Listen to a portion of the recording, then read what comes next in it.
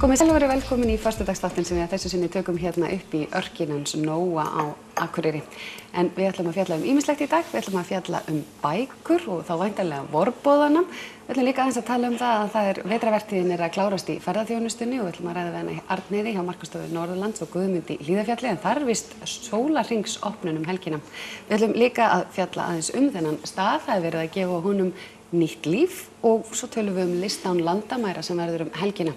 En helgin eiginlega mjög þétt setin kórum sem halda tónleika sína enda þetta uppskeru tíminn og ég komi hérna með fulltrúa tveggja af þessum kórum sem eru að fara að halda tónleika helgina verið velkomnar dömur. Takk fyrir. Kannski bara byrjum á gestinum því að þú ert nú að koma hérna úr bara alla leiðina á Mosfellsbænum. Já, það rétt. Segðu okkur frá þínum kór og þessum tónleikum. Já, ég heiti Arnhildur Valgarðsdóttir. Ég organist í Mosfellsbænum og ég stjórna kirkjukóla áfallsóknar. Og við erum að flytja núna í 3. skipti Laxness-prógram. Þetta Halldór Laxness í tali og tónum. Og tónleikarnir verða á morgun, laugardag klukkan 16 í Akureyrarkirkju. Og það ókeypis inn og allir svo hjartanlega velkomnir. Og það sem svo skemmtilegt, við gerum þetta nefnilega svolítið svona á okkar sérstaka hátt og fólk hefur svo hrifið af því að félagar úr kórnum að þeir lesa upp, það náttúrulega lög, við tökum ljóður Heimsljósi sem mikil uppáhaldsbók mín og okkar allra.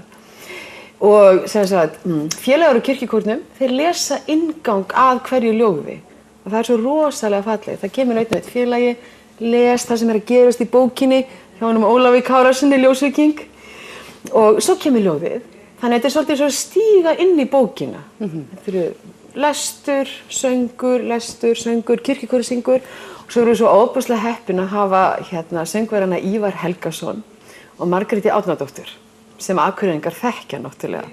Þau eru náttúrulega bara dásamleg.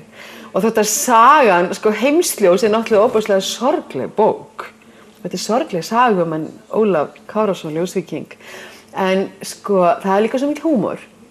Og við hefum svo gaman að þessu að það aldrei létt yfir tónleikunni. Og þetta eru bara alls konar, tilfinningar, þetta dramatísk lög, ljóð og létt og fyndin og sorgleg og þetta bara yndislegt. Og öll ljóðin eftir Halldór Laxness. Dásamlegt. Og svo það gospelkórinn. Já, gospelkórinn, enn og aftur. Sem tengist nú einmitt honum Ívari, hann tengist nú eiginlega Já, Ívar var nú með okkur hérna aðeins á síðustu önn. Við þó slaufuðum jólatónleikum það varð ekki tími til þess að við myndum klára jólatónleika. En fengum til liðs við okkur Heimi, Ingimars, eftir áramótin og hann búinn að gera magnaða hluti með okkur núna þessa önn og við ætlum að vera í Hofi á sunnudaginn klukkan 8.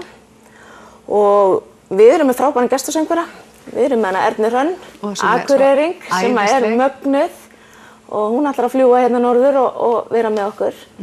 Og við ætlum að vera bara, þetta rosalega skemmtilegt og létt prógram.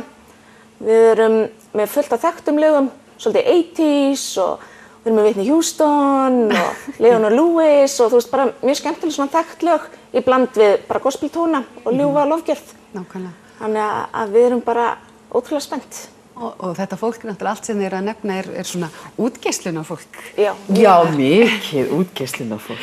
Ef það einu svona orð, útgeislunarfólk. Það er það núna. Við erum búin að búa það til. Men eins og í gospelkórnum þá fylgir bara rosalega mikið gleði. Já. Það bara, við syngjum bara endalaust með gleði. Við líka. Þið þurfum að hittast. Já, ósæl. En segðu mig það líka kannski stemming í því að fara sem kóri í smá ferðalag? Auðvitað stemming í því. Við fórum til dæmis til Færeyja í fyrra. Ósælega gaman. Og þetta Laxness-prógram, ég veit ekki hvort þið nefndi það áðan, þetta í 3. skipti sem við flytjum það. Við flytjum 2 svar í Mosó og gerður afar góður rómur að og fólk bara elska þetta. Og þau svo margir, rifjast upp bókin. Þetta er bara svo að opna bókina og byrjar hjá Liggrimóðu, þar sem Ólafur Kárason yrkir Guðrúnu frá Grænhóli, fyrsta mannska sem var góð við hann í lífinu. Og svo endar það á ljóðinu Þótt form þín hjúpi graflín og það til skiptis einsöngur og kórsöngur og svo þessi yndislegu ljóð. Þetta er alveg, ef maður elskar bókmenntir og tónlist, þá er þetta bara rétti staðurinn. En það eru svo margir Íslendingar í kórum. Hvað er þetta með þessa kóra löngu? Því þetta er náttúrulega bara, þetta er ekki þetta er ekki vinna, þetta er frítími fólk sem að velur að eyða í Ég held að við séum bara með þetta í blóðinu.